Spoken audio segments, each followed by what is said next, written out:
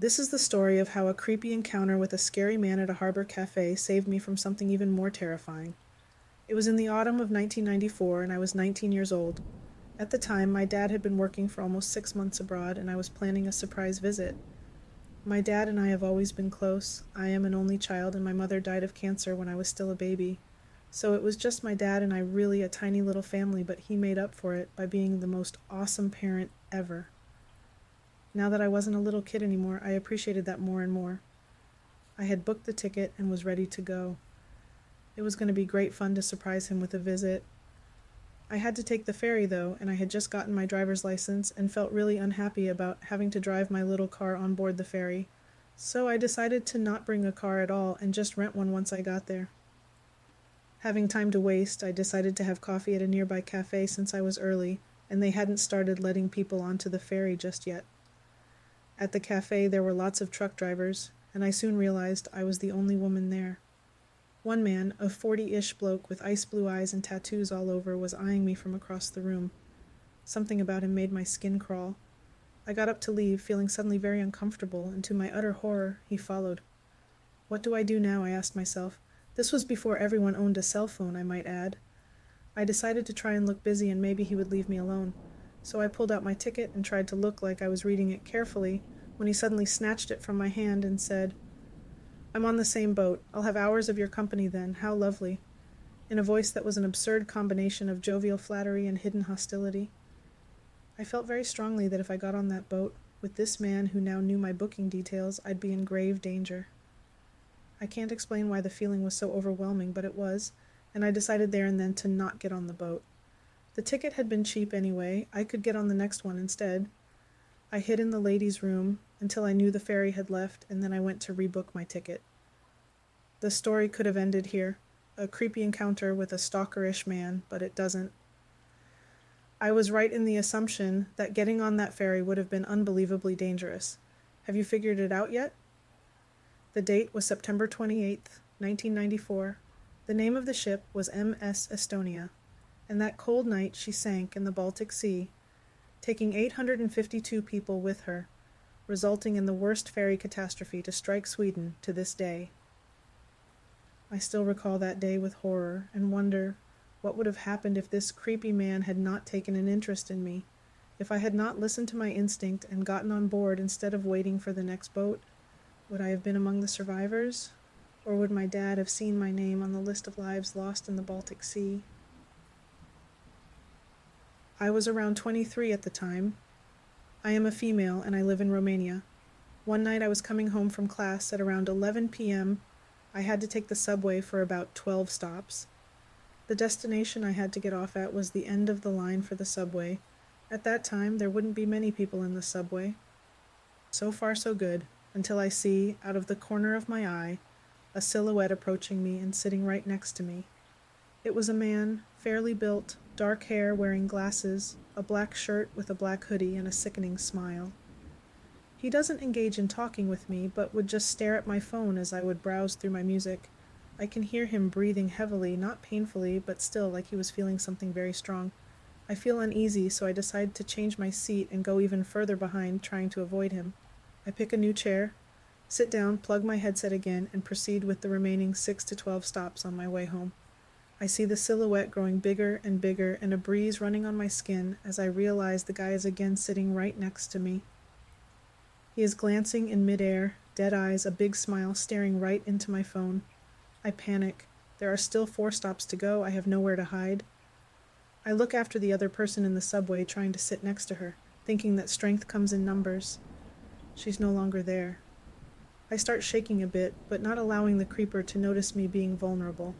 I stand up, go to the door, and just decide to stand until my stop comes. This way he won't sit next to me, right? Wrong.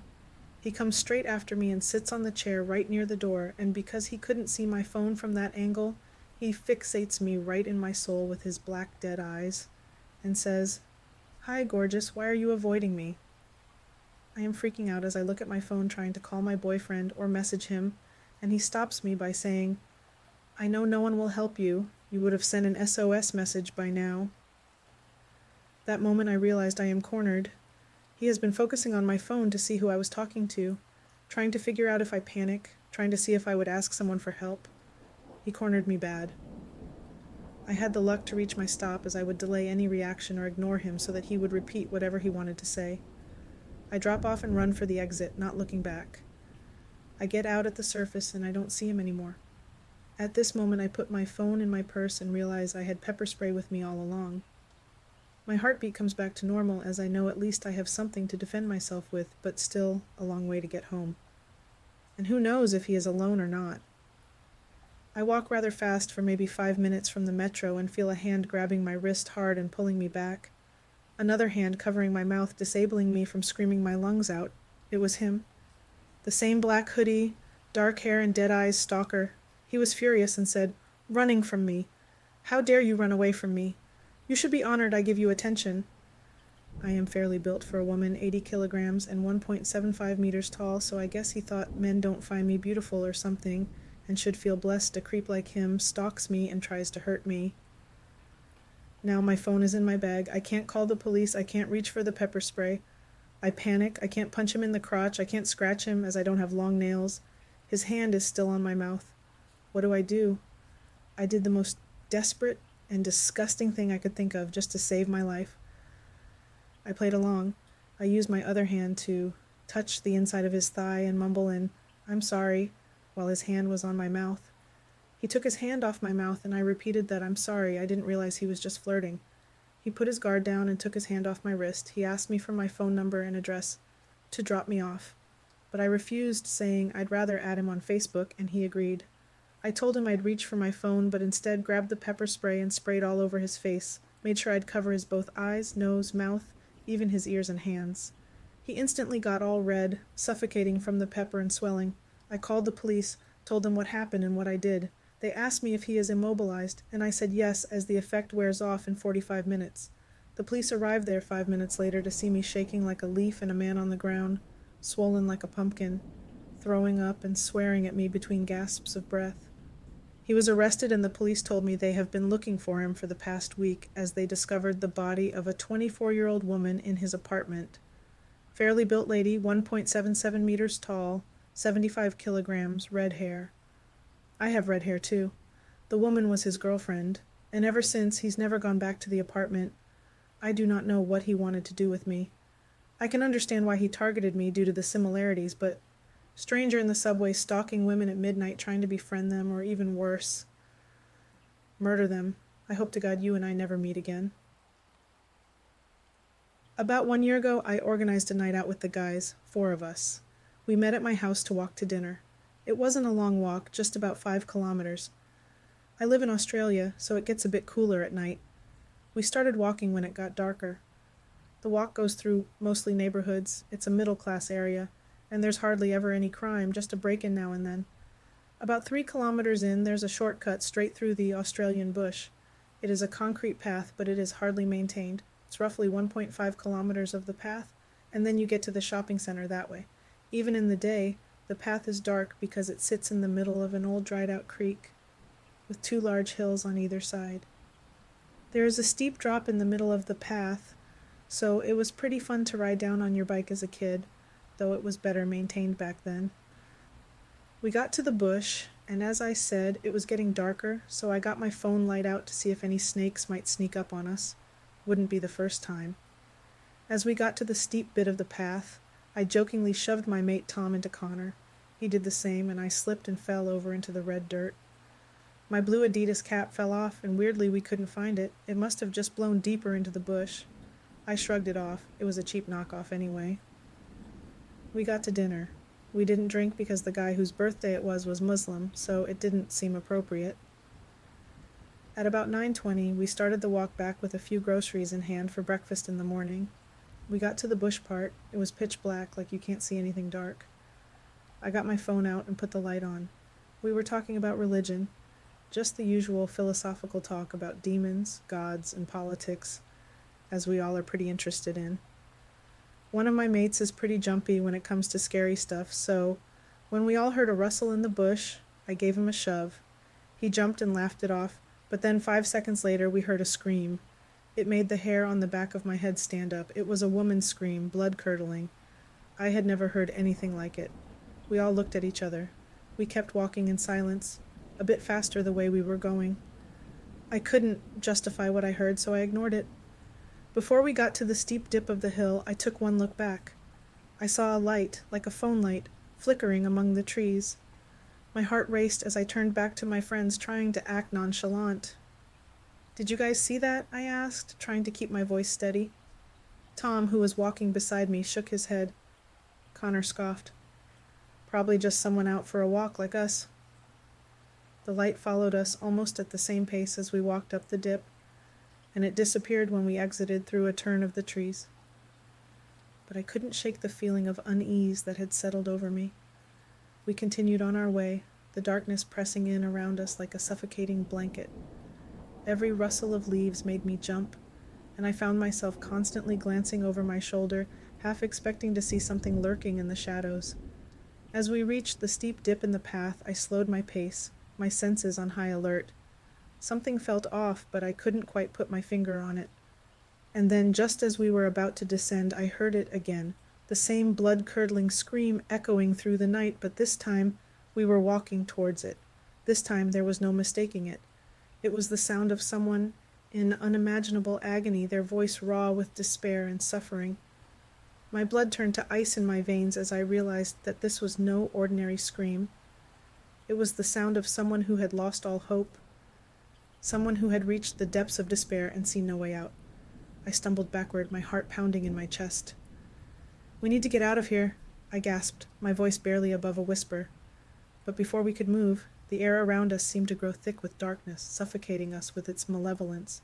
And then, emerging from the shadows, came a figure, a woman, her face twisted in agony, her eyes empty and soulless, hanging in the moonlight. I screamed, the sound tearing from my throat in a primal burst of terror. But even as I tried to flee, I knew it was too late. We were trapped in a nightmare of our own making, haunted by the specter of someone who had chosen to end their life in the depths of the Australian bush. We got home after a long night of answering questions, and in my mailbox, I saw the same cap I lost that night. Something very unholy happened that night that I hope to forget. You can't just move anyone into a neighborhood without a background check. I can't even recall how many times I've said this to people and how many times I was told that old saying. I lived in a small town all my life. The only crimes you'll ever hear about were the robbery of stores and houses. Murders, kidnappings, and big crimes of those types were extremely rare in the 2000s and going forward. But in the 90s was a different story. Even then, someone knew something. Even if you didn't see or hear anyone around at that time, that didn't mean someone was not watching. Everyone knew each other, and if someone didn't know you, they knew most or all of your family members, but everyone, young and old in this small town, can and will agree on this. If someone is an outsider, everyone is on high alert. I've seen a few newcomers in our small town. I would hear a huge majority of people trying to figure out who they were and even telling my generation and below to be careful and watch our backs. And me and my sister did.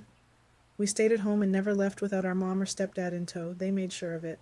Some new people moved in across the street from our place, and we didn't care since we stayed in the house 90% of the time unless it was to handle business, groceries and the like. As stated, no one knew these people, so quite a few people in our town were on high alert, and they had a right to be. Back then it was safe to go out at night, and the older people could sit on their porches without worry. We went to the store for snacks and some frozen pizzas to eat one night around 6 to 7 p.m. since no one felt like cooking. We were turning in. I always watch our surroundings, and this night I was doing that too. I saw a man wearing dark blue jeans and a black shirt messing with our apartment door. I cut my sister and my mother off, who were talking, by asking, "Why is that dude by our door?" By then, my mother noticed him too, since we had the headlights on. No outside lights of anyone's apartment were on, except for the building across the street. Even then, only the first floor, first apartment on the left, if you're facing the building, outside light was on. And there was a man, leaning against the wall close to the breezeway, watching. It was then when the guy started walking toward the middle of the road, looking anxious as he shoved his hands into his pants pocket. I tried to look at his face, but he kept it turned away from us, looking around the apartment complex as if he was looking for someone. We got to the Complex C breezeway. That's when I saw the guy who was at our door hurrying from around the building to head back across the street. I didn't say anything until we got into the house. Turns out the guy watching was on lookout, and upon noticing our car returning, he tried to warn his friend who was at our door. We locked up, made sure everything was still in place before my mom told me to barricade the door. We've been doing that for some time, and I'll admit I had some nights where I didn't because I was super tired or sore from gym class, working out with weights and such. That night I did it immediately, and the following days, nothing happened. A week or so passed before the big thing occurred. Up until that night, I barricaded the door without question. I worked out so I was sore all over. My mom was firm in making me barricade the door. My sister nor she wanted to do it. And my stepdad was at work, so it was up to me. I'll admit, I lazed around till around 9:30 to 10 p.m. before doing it and headed to sleep. The next morning we did our normal routine and left to drop me off at school. My mom was locking the door. "What the hell?" I heard her say, making me turn around to see her struggling with the lock that was completely loose. She fiddled with trying to put the lock back into place. Nothing was working, and she was getting frustrated. It was clear someone took our doorknob off, or at least tried to before giving up and trying to fix it to make it seem like nothing was wrong. She tried to fix it, gave up, and despite me telling her not to take me to school, she took me on anyway. We were all worried and anxious. I mean, our doorknob was loose, anyone could walk in. But it was fixed to seem like nothing was actually wrong. My mom picked up my stepdad from work and told him what was going on. The maintenance man came to fix the door, and later that day, everyone's door was changed with new locks and even deadbolts. No one was happy, but the manager didn't care. On top of that, the gossipers were talking about a resident in Complex D who had abruptly moved. We didn't find out until some days later someone reported about the woman having 2 guys living with her who were known criminals and not on her lease due to past arrests for break-ins. No one knew where she and the guys went. They just truly got up and left. Over dinner, while my sister washed dishes, my stepdad was talking about everything to a close friend who worked on the police force. After the call, he and Mom talked, and he said, "What if those guys were the ones trying to break in, and that's why the lock was broken?" We all stayed silent. Me looking at my mom, who looked from me to my dad as we silently let the pieces fall into place. I felt dread in my bones. If I never forced myself to barricade the door that night and just went straight to bed, where would me, my sister, and Mom be now? I worked in the truck stop industry for about 15 years. All of the following stories took place at the same location. I worked there less than 18 months. If people are interested, I have other stories at other locations, but this one had the most frequent occurrences of weird stuff that happened. I was given the opportunity to help open this brand new location, and since it came with a fat raise and a promotion, I definitely accepted. It has now been about 5 years since the location opened. I don't believe there's a single employee left that was there when we opened of the over 60 employees we hired prior to opening day. On opening day, not long after the ribbon-cutting ceremony, a woman delivering flowers dropped the flowers on her sandaled foot and sliced her foot open, bleeding all over the entrance. Within a week of being open, we had water and sewage coming up through all the drains, including sewage outside all over the property. It had not been raining. It wasn't like a flood situation weather-wise. We have no idea what caused it to suddenly happen. And just as quickly as it happened, it went away. Plumbers were baffled. A couple of months after we opened, we faced a severe storm that destroyed the high-rise interstate sign and caused a 7-hour power outage. I had sent several people home, but I had kept a couple of employees in case the power came back. We sat in the restaurant dining room chatting under an electric lantern light. An employee who was a local resident and had lived in the town all of her life mentioned that people were a little worried when this place was announced to be built because this property had been rumored to be a Native American burial ground for years. I have zero way to prove or disprove if that is accurate, but because the events got more serious as time went on, it made me wonder. When the power did come back, despite several steps it took, like unplugging all the equipment to make sure the surge wouldn't fry stuff, we lost several pieces of expensive equipment. Some of this equipment was critical and caused major operational problems for weeks until it could be replaced. The first winter after we opened was the coldest in years. So cold that we had to buy space heaters for the servers in the electrical room so the servers wouldn't freeze. We had issues with frozen pipes, especially in the truck care center and the restaurant. 6 months after opening was the first death. A truck driver came in to take a shower in one of the shower rooms, and We had sensors on the doors that let us know how long someone had been in there. If the timer had been going for a couple of hours, we would knock on the door to see if maybe they had actually left so we could clean it for the next driver. The employee knocked on the door of a shower that had been in use for a couple of hours, and there wasn't an answer. She used the key to open the door, and the driver was on the floor. He had died of a stroke. He had been driving a semi-truck 30 minutes before he entered that room. The employee who had opened the door was significantly traumatized. The company did a great job of offering support for her, but she didn't last much longer after that. A few weeks later was one of the weirdest things I've ever seen. I was working on the restaurant side of the truck stop, as the restaurant manager had quit after a series of bad things that happened to her, and they asked to move me into her role temporarily. The assistant manager on the store side came over because the freakiest things had just happened. She pulls me into the store side office and pulls up the cameras to show me what happened. A small 4-door sedan pulls into the lot, but doesn't pull into the gas station side. It pulls into the truck stop side where the semi-trucks pull in. He parks next to the maintenance shed, which is located adjacent to the main building and very close to a large trash compactor. He gets out of the vehicle, opens one of the doors, and pulls out a trash bag. He throws the trash bag on top of the compactor, then gets in his car and leaves the property. I don't remember exactly how long, as she had fast-forwarded the footage, but I think it was an hour or two later when he returned. He pulls back next to the compactor, climbs on top of the compactor, and chucks the bag onto the roof of the maintenance shed. He then climbs down off of the compactor, gets in his car, and leaves, never to return. This is when he was noticed by an employee who had been outside gathering trash to take to the compactor. The maintenance shed is more of a small building/garage. It's about 20 feet by 20 feet. If the employee had not seen him throw it up there, it probably wouldn't have been noticed. Maybe ever, as the building was as high as a 1-story building. Once the employee saw the individual leave, he went into the shed, got a ladder, and went to get the bag on top of the roof of the shed. He brought the bag inside the store to show the assistant manager. Inside the bag is a ton of paper. These documents list hundreds, thousands of addresses across the United States. Under each address is a specific hidden location on each property where a body could be found. No information on who the individuals were, just sex and location of the individuals on these properties. The locations span from coast to coast, but I didn't get a chance to look too deeply into them.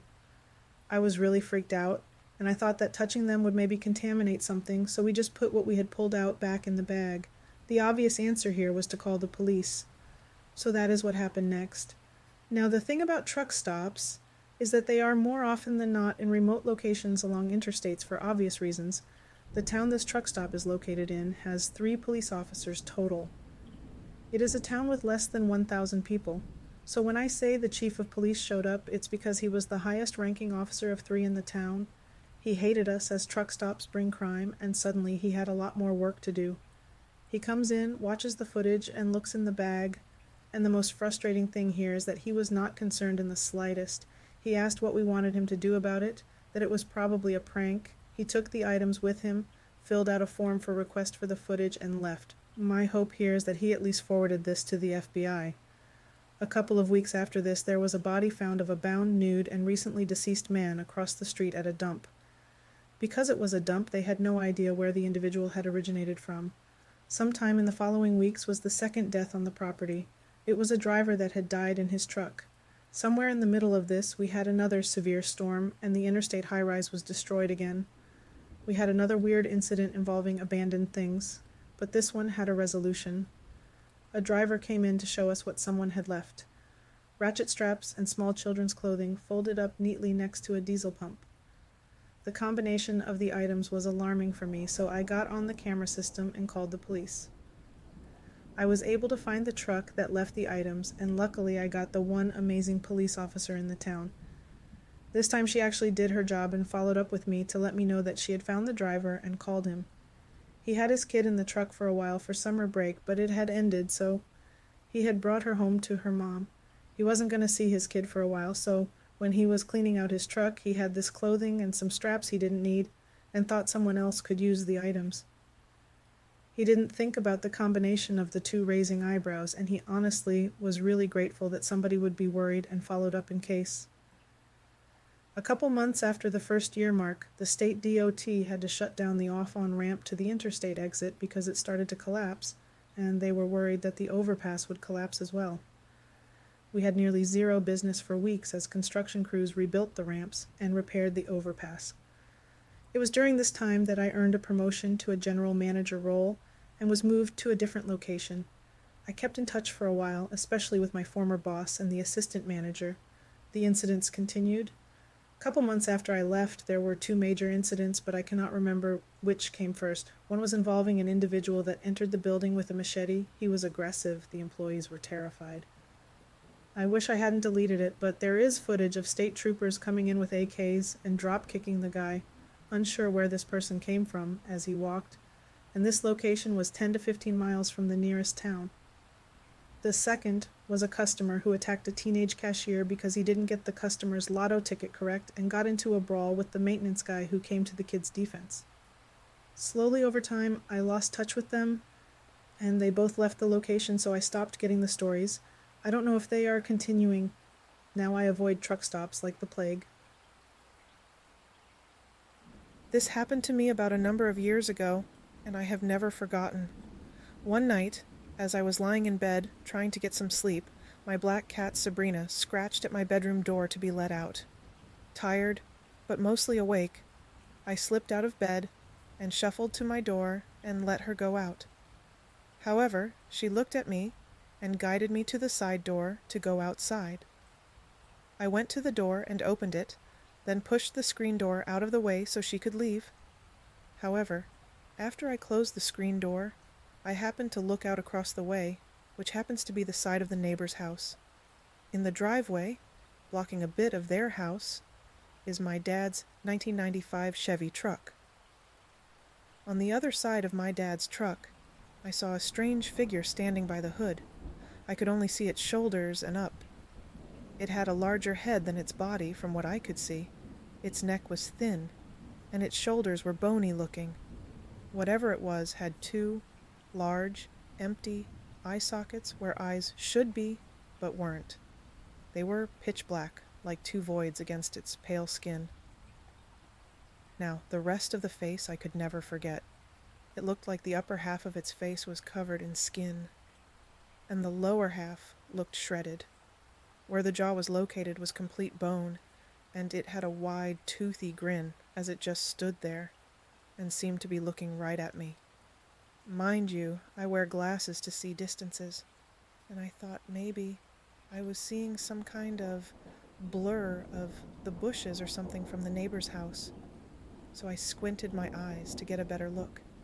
It made it worse. I saw even more details of the creature than I did before squinting. Everything about its appearance became more clear and detailed. The texture of the skin, the wrinkles, the bits of torn-up-looking flesh. There was no mistaking what I saw now. Terrified, I closed the side door and locked it. I was breathing heavily as my heart raced in my chest. Even then, I tried to reason with myself that maybe what I saw wasn't real. But I couldn't shake it. I know what I saw. Still scared, I ran into my room and jumped into bed. I was in my 30s, yet I took my blankets and hid under the covers like a kid. After all these years, I suddenly felt the way I used to feel as a child when I woke up to vivid night terrors. That fear of not being able to escape the horrors of my imagination. Feeling completely alone and vulnerable, even though my parents were across the way in their bedroom. As I hid under the blankets, I suddenly heard long, continuous scratches on my wall by where the creature was seen. It was like it was in my room and running a nail along my bumpy bedroom wall. I could hear the nail lightly thump each time it hit them. My panicking grew, and I felt more and more at the mercy of childhood trauma. I started to cry and tried to talk myself out of this fear that gripped me. Maybe this thing fed on fear, I actually thought to myself. Maybe it was getting a rise out of me and using my fear for its enjoyment. I tried to calm down and tell myself that everything was okay. As I was starting to relax, the scratching finally stopped and everything went quiet. Suffice to say, I did not want to see that thing ever again, and to try and convince myself that I was still seeing things. The next night, the cat wanted to go outside again, and I reluctantly looked in the location of where the creature had stood behind the hood of my dad's truck. Nothing in the area looked like the creature at all, not even any of the features. That's when I settled with myself that what I saw was real, and that realization scared me all the more. I never want to see that thing again, and I hope it never comes back. This happened in June of 2022, and I haven't been able to stop thinking about it since. My buddy lives in a rural Welsh village, one with a population of what I assume to be less than 100. Houses are fairly spread out, and it's around 3 to 4 miles away from the nearest town other village. When I head up there to stay with him, we enjoy going on nighttime walks along the country lanes, since it's really quiet and there are barely any cars out after 10 p.m. This particular night was no different. I feel the need to mention that his house is connected to an old chapel, and he's responsible for cleaning it, looking after it, and so on. Beforehand, we had been messing around in the chapel, throwing footballs around and having a laugh. This is relevant to the story, I think anyway. But we thought nothing of it, and less than half an hour later, we headed out to go on a walk. It was me, my buddy Lucas, and our other friend Reese.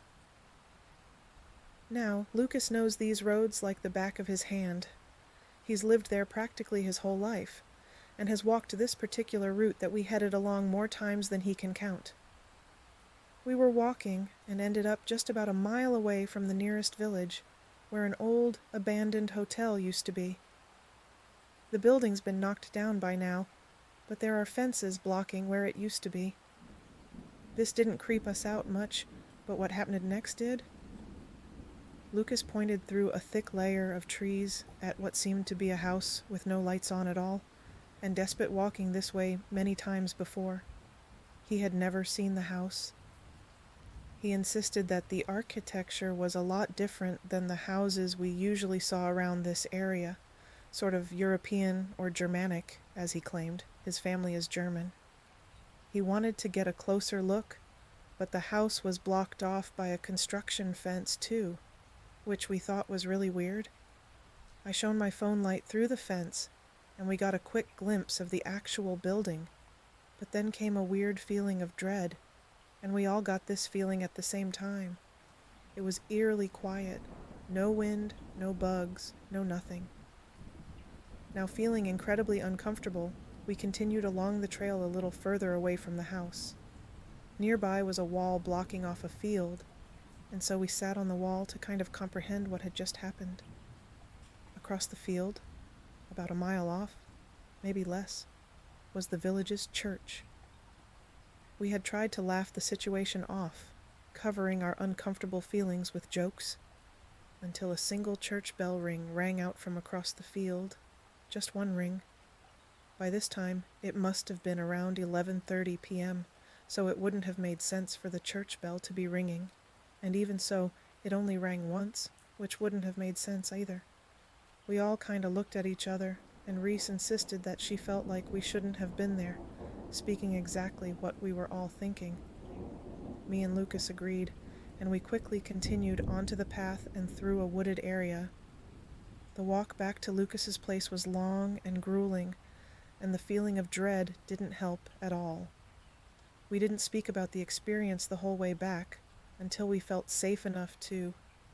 Lucas was hung up on the fact that he had never seen that house before, and had never felt that uncomfortable in this particular area before, despite doing this nighttime walk countless times. So, we searched around the area on a live satellite system, and discovered that where the house should have been, there was nothing but a patch of dirt and some shrubbery. The whole situation seemed completely weird to us. Everything just felt wrong. The house, the church bell, even the feeling we got whilst being in that area. The feeling of not being welcomed. Reese did a quick search online on ley lines, and if any of them cross each other in the area. Ley lines are prehistoric lines that run across the UK, and some believe them to be hotspots of paranormal activity. And much to our horror, we discovered that exactly where we were sitting on that wall, two ley lines crossed each other. To us, that explained why we must have felt uncomfortable, like we weren't welcomed. We decided to go back the next day, and in the daylight, discovered that the house was not there. The three of us were completely sure that we had seen a building. Lucas went as far as to say that he could see the architectural structure of the house. Even in the comfort of the daylight, the area just felt wrong. It sounds insane, I know, but it's been itching my brain for the past few weeks, and I needed to tell someone about it, because my family doesn't believe me. Lucas and Reese's families don't believe them. I'm hoping by getting this story out there, that someone might have an explanation as to why the house was there and then suddenly wasn't. An explanation as to why we felt so scared and dreading what would happen if we stayed in that area. I can't help but think it had something to do with us screwing around in the chapel. Maybe I sound completely insane, but this whole situation doesn't sit right with me. We all felt the same thing, and we're certain that the house was there that night, and then wasn't the next. We know what we saw and what we felt, but have no explanation for it. My friend had set me up with one of her work friends as I was single, and really had nothing to do for Valentine's Day. She confirmed everything beforehand with the both of us and arranged us a full-on date. She booked a restaurant reservation for us and everything, and I was quite thankful to her for thinking about me that much. Anyways, fast forward to Valentine's Day. Me and my date were going to meet up at the restaurant for the first time. I had seen pictures of my date, so I knew what they looked like. We hadn't directly contacted or talked to each other before that, because my friend wanted it to be a very blind date type experience. That is why she did all the arrangements for us.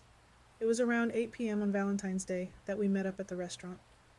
My friend had actually driven me to the restaurant. I had a great time, and by the end, my date decided to drop me off at my place as I didn't come in my own car. I agreed, and off we went. My place at that time was a rental where I was sharing a house with 4 other housemates. It was a relatively big house, so 4 people living there didn't feel crowded at all. The house was down this dark road, the ones you see in horror movies that are surrounded by nothing but deep, dark forest. Yeah, that was my way to my place. So, at night, the road used to get quite scary, even for me. Anyways, as my date was driving, we talked about how nice the night went, and we should meet up again for another date. I was excited to hear that, and agreed.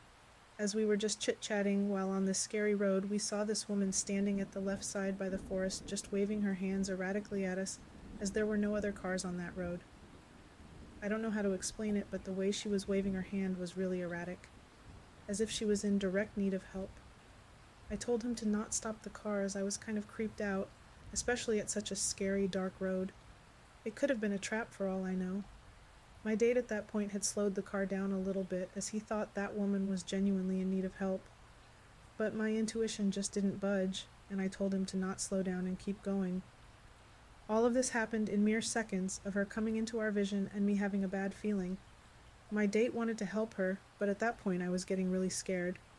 So I told him a bit more loudly to not stop and keep going. As our car was side by side with this woman, I noticed her face even more closely now, and it is something I will never forget. Her face was half burned, but not recently burned. You know how burned skin looks after some time as it starts peeling off? I don't know how else to explain it, but she didn't look human. Her waving looked very human, but her face didn't. And as we were almost side by side with this woman who, mind you, was still waving erratically, my date also noticed her face, and that is when he stepped on the gas and zoomed from there. The scariest thing was how her face just didn't match her body's movement. From afar, she looked like someone waving the car very panickingly. But when we noticed her face, even when we were right next to her, her face looked expressionless and not panicky. But she still didn't stop her waving, even when we sped up. I still remember looking back through the mirror, and she was still waving to us until she vanished from our sight. You know when you have feelings about something in your gut, you should listen to it. That night, my date dropped me off, and, very rightfully so, was creeped out. I asked him to stay at my place if he wanted to, but he insisted that he would take a different route. We did end up going on other dates, but unfortunately it didn't work out. But the night is still ingrained in my memory. How she looked so expressionless and half of her face burned. I think it was something inhumane, and if we stopped to help her, who knows what would have happened. I was delivering to a hospital one night, and I went in the doors that were on the delivery description. I wound up at a check-in desk where no one was around. Behind me were several recovery rooms, all with lights out. I looked around for anyone who might have placed the order, but ended up just hanging at the desk for a few more minutes. From the room directly to my right, I could hear a sad, weak voice say, "I just want to go home." I turned and saw a man with several tubes in and out of him. His lamp was faintly lit, and he was locking eyes with me. At that moment, the person who ordered showed up at the desk, and we did the little pizza exchange. As I turned around to leave, I looked into the room where the guy with the tubes was, and there was no one there. No light on, no tubes, and no sign that anyone had even used the bed. I made sure it was the correct room by pretending to forget where the exit door was, and examined a few of the rooms, all of which were empty. Still freaks me out. When I was growing up and living in the suburbs, it was always my plan to move into the city when I was old enough. I didn't learn to drive a car and took trains and buses everywhere that I went. There didn't seem to be any point to having a car and living in the city when all having a car would do is cost you even more money and difficulty for parking and such. Things weren't really great at home with my parents. They were the sort who said things that made you really believe they wanted their kids out of their house as soon as possible. They didn't encourage me to go to college or anything like that, and I didn't ever make plans to do so. My life basically had me moving out when I was forced to, and then probably working at a fast food or retail job for a long time. I graduated a semester early simply because I could. So that also meant that since I wasn't going to college, I had to start looking for a place to live. The semester finals were over with in January, so that is when I would start looking. I lived outside of a large northern city, so the winter was going to be very rough, and it was going to be difficult to be looking for a place to live in the city. I had a job working in the suburbs. I was going to do the opposite of what most people did. People tended to live in the suburbs and work in the city. However, I had seen the fast food and retail places in the city, and I had no desire to work there. So, I wanted to live there, but I planned on keeping my job in the suburbs. Plus, going backward against rush hour on the trains would be a pleasant experience. I immediately found it really difficult finding a place to live. I was an 18-year-old high school graduate with no credit history or living references. I didn't want to get a roommate. I wanted to find a studio apartment and live by myself. This made finding a place even more difficult, but I kept looking for a place. I had an appointment to look at a studio in a building a little further north than I wanted to live. The building was also very old and in a not-so-great part of town, so I wasn't really sure that I wanted to live there. However, I told the building manager that I would think about it and that I would get back to him. At that point, it was dark outside, it was very, very cold outside, and it had started snowing when I began walking back to the train station.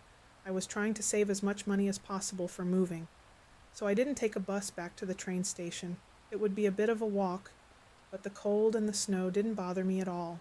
Since I was pretty far north in the city and it was snowing pretty hard outside at that point, there weren't a lot of people around. It was one of the reasons I had considered not wanting to move there, because I wanted to be around people. I walked under the tunnel that was before getting to the train station, and there was some guy who was leaning up against the wall under there. When he saw me, I could tell he was going to say something to me, which made me uncomfortable. I didn't like when people I didn't know on the street talked to me. Well, I thought he was going to ask for some change, and I would have given him some. I had my hand in my pocket in order to get some. However, the guy asked me if I wanted to buy some weed off of him, and I was caught off guard. At the time, I didn't smoke the stuff, so I made an awkward comment, turning him down. It seemed like my awkward comment offended him, though. He got really angry at me really quickly and started accusing me of disrespecting him. I tried to ignore him and just went on my way, but that only seemed to make him even angrier at me. I was beginning to get scared and just wanted to get up to the train station. The drug dealer demanded I stop and come back to him. I really thought that the best thing I could do was just ignore him, but I was really wrong. That only got him angrier at me. The guy grabbed me from behind, shocking me, and pushed me up against the wall of the tunnel. It was then that I realized that he had a knife on him. He held me against the wall with the knife, talking about how I disrespected him. I denied doing so, telling him that I only wanted to get to my train and get home because it was so cold outside. However, that didn't seem to convince him, and he was seriously angry at me. I don't know what I would have done if suddenly 3 people turned the corner and were walking under the tunnel. The drug dealer very quickly hid the knife back in his coat and moved away from me. He actually took the moment to move toward the 3 men, I assumed to try and sell some weed to them or something. I knew I was thrown a lifeline, and I took it. I quickly moved out of the tunnel and up the stairs to the train station. I went inside the small station, which had an attendant, so I was relatively sure that I would be safe there. When the train eventually came, the drug dealer was on the platform watching me. I thought he was going to get on the train too, but he didn't. However, he watched me as I sat down at the window and showed me his knife as the train sped away. Needless to say, I didn't take that apartment. After my parents got divorced, I really disliked being with my dad. My dad and mom still lived in the same neighborhood, although not really close together. I spent most of the time with my mom, although I had a room at both of their houses. My dad had gotten really depressed after the divorce. He spent a lot of the time that I was with him drinking and not really paying too much attention to me. I only spent the occasional weekend over at his place and only when he insisted on it. And since I was spending Christmas with my mom, he insisted that I spend the weekend before Christmas over at his place. So my parents arranged that. I was 10 years old at the time. I think that's important to know if you are to understand some of the decisions that I make in this story.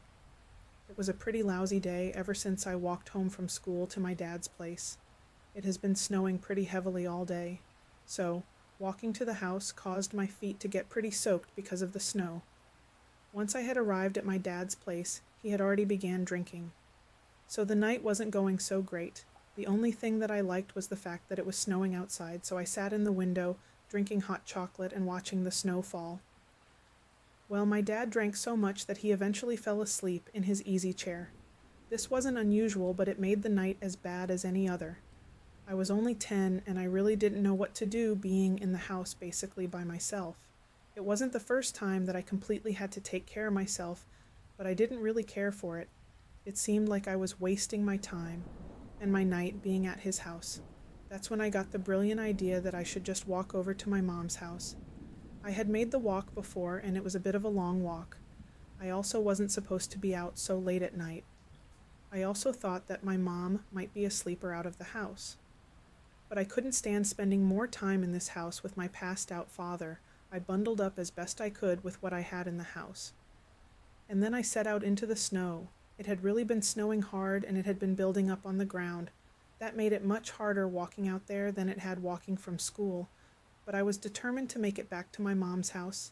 I was moving really slowly through the snow. As I walked by each streetlight, I saw how hard and heavy the snow was falling.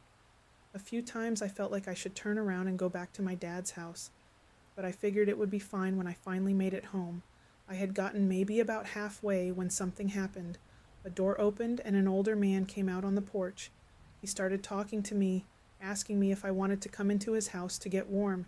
He said it was way too cold and wet out there, and if I came into his house, he could call my father for me to come and pick me up. I waved him off, telling him I was fine. I was just trying to get home, and I could make it there on my own.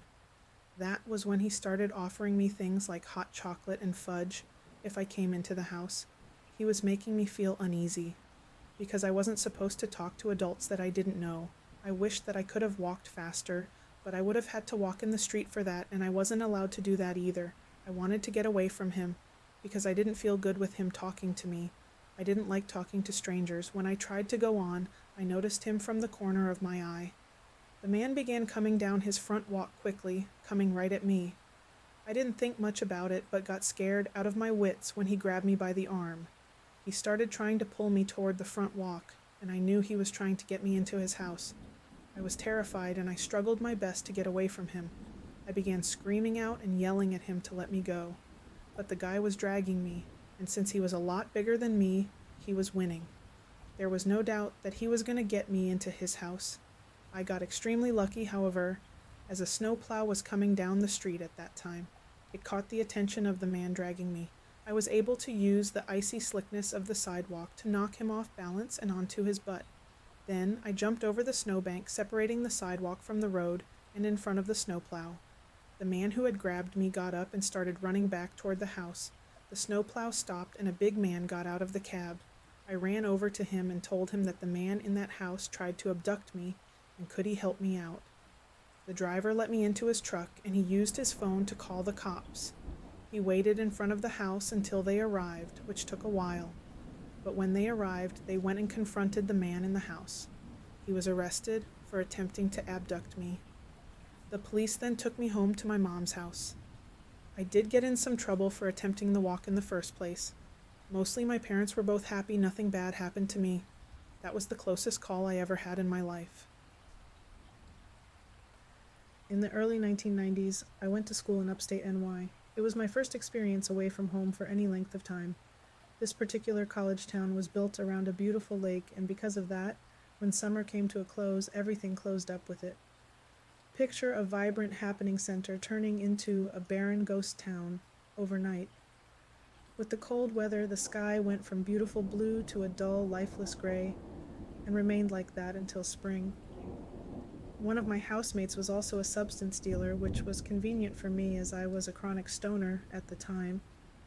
We would make these elaborate dinners where every course featured a particular drug in the recipe. The results were full bellies, stoned minds, and huge messes to clean up. Our dinners quickly became a thing that other people from other houses wanted to get in on, so we would have guests over and the rule was they had cleanup after the meal. Somehow they didn't mind, and ours quickly became the house that everyone wanted to hang at. One really dark, cold, and windy night, we had 4 to 5 female guests from another school. I had a girlfriend at the time, so I behaved, but the rest of my housemates hooked up and a good time was had by all. This was a weeknight, and when it came time to leave, their car wouldn't start. Naturally, they come knocking on my door as I was the only one with a car. It was around midnight, and they lived a good hour away, so I reluctantly agreed to take them. My housemate James agreed to come with us. There were no streetlights, and it was very dark and cold. Then it began to snow. On a good day, we hardly knew where we were going around our own school, and this was in a totally different area. It was a tense white-knuckle ride the whole time, but eventually we got there. The house where they lived was a converted estate with a long driveway and huge iron gates. As I turned into the driveway, the snow really started coming down. We saw 2 dull red lights off in the distance. As we got closer, we saw that it was not a car, but an elaborate stagecoach lumbering through the snow. As we went to overtake it on the road, we all looked over and saw that it was a huge black stagecoach being pulled by a team of black horses. The red lights we saw were lanterns on its sides. The driver was also dressed in black, sitting pin straight and looked straight ahead. He didn't even glance at us. It was like we weren't there. Everyone in the car saw this. We asked the girls if this was a thing where they lived. They said no, they never saw anything like it before. At the time, we just thought it was very strange.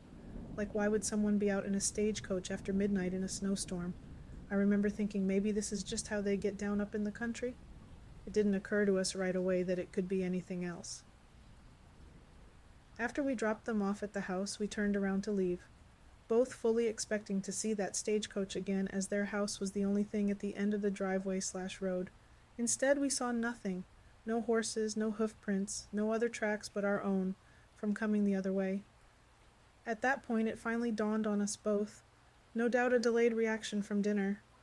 James and I realized that we may have just seen not only a ghost, but ghost horses and a ghost stagecoach. It's been more than 30 years, and any time I see James, we still talk about what we saw that night. Last night, around 1:30 a.m., my girlfriend and I were hanging out with her 3-month-old son, and she wanted me to run around the corner to the corner gas station to grab us each a drink, so I took her car. Mind you, I have my own SUV, but she insisted. Her car is a 2019 Corolla, owned by her but leased through her brother. Let's call him Joshua. This is important later.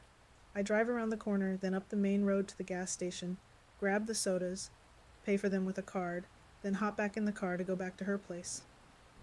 For reference, this gas station is at a 4-way intersection, with a second gas station immediately opposite it. I get to the edge of the parking lot and signal to turn back towards her place. There was a Prius at the Circle K across the way, getting ready to turn the opposite direction, but after scanning both directions plus both ends of the 4-way, confirming that no one was on the road except for us 2 vehicles before pulling out onto the main road. After doing that, I proceed down the main road, checking my rear view several times to make sure no one is behind me. and no one is. Just me on the whole road. I make a left onto a short street before the right turn into my girlfriend's apartment complex. Recheck the mirror. Nothing. And no one behind me. This car is super low to the ground, so lights behind me are immediately noticeable. Check again before I turn into the apartment complex parking lot. Still no one. I proceed into the parking lot and park. Grab sodas and start opening the driver's side door when I hear, "Excuse me, sir? Sir?" Local municipality police department, as I'm stepping out, startling the shit out of me, and I whip around to a cop standing there in between her car and my SUV, and notice his patrol car parked and running behind her car, and parked literally one spot over, as in right where I just drove past and no one was there 0.5 seconds ago. I looked right at the spot pulling in. He seemed startled to see me too, in a way, which was weird. He didn't have his emergency lights on, but his headlights were. He asks, "Are you Joshua?" I tell him I'm not. He asks, "Do you know Joshua, and do you have permission to be driving his vehicle?" I say I do because that's the truth. He never asks my name or to see ID or driver's license, which surprised me. I explained that I just went to grab sodas for my girlfriend and he says, "Oh, that's totally okay. My boss just wanted us to make contact with people we see leaving gas stations late at night because there's been a lot of thefts and robberies at the ones here in town lately," which I was unaware of. He tells me I'm all good and he'll get out of my hair and leaves back to his patrol car. The thing is, how the hell did he see me? And where did he come from? I watched carefully the whole way back, and no one was ever behind me or around or in front of me the whole way. Nor was anyone in any parking lots along the way, plus, if he had been, I would have seen him pull out behind me. It was like he literally just insta-spawned behind the car in the 2 seconds it took to turn it off, grab the sodas, and exit the car. He seemed spooked too, like I was, like he had no clue what he was doing there. It was by far the weirdest thing to happen to me in years. Logically, if he had seen me leaving the gas station, he would have had to came the same way I did, which didn't happen because I would have seen him. He said he saw me leave the store. There is literally no rhyme or reason to this encounter, and I can't make sense of it.